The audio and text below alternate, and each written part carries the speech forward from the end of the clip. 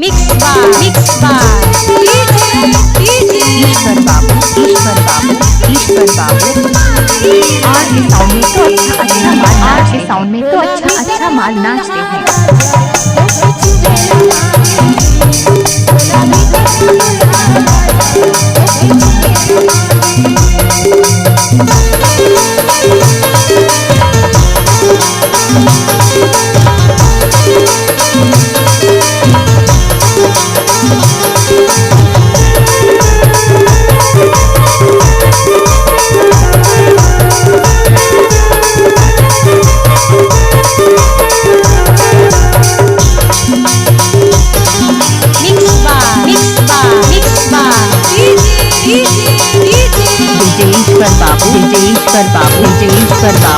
ईश्वर बाबू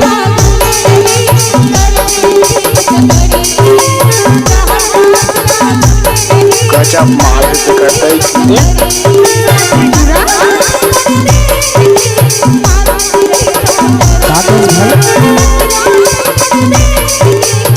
तोर कंडीशन बने काऊ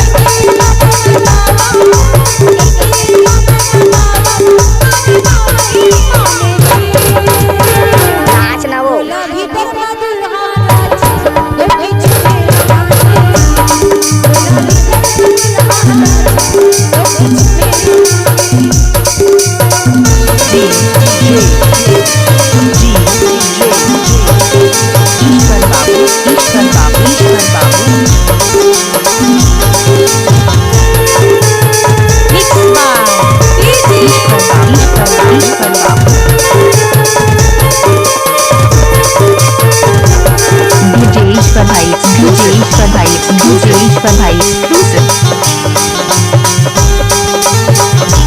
डीजे ईश्वर मिक्सिंग पॉइंट प्रशांत बोला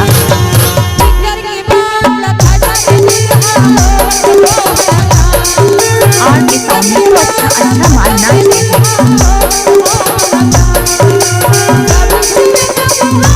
और के साउंड में तो अच्छा माल नाचते हैं।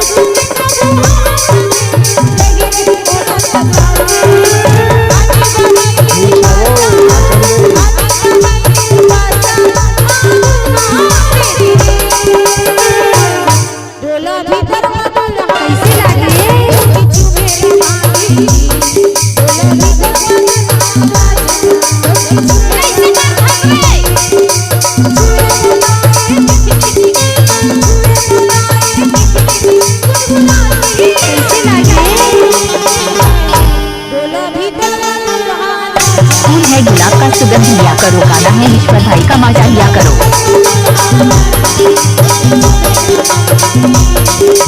मिक्स बार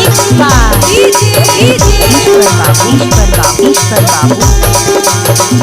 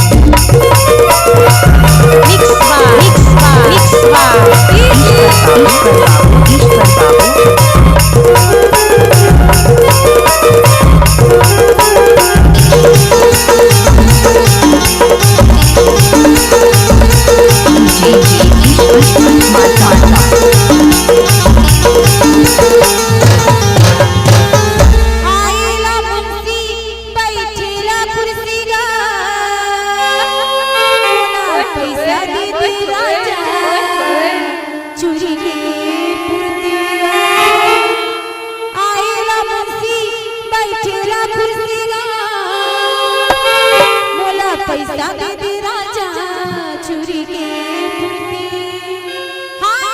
चूरी कुर्ती मोर राजा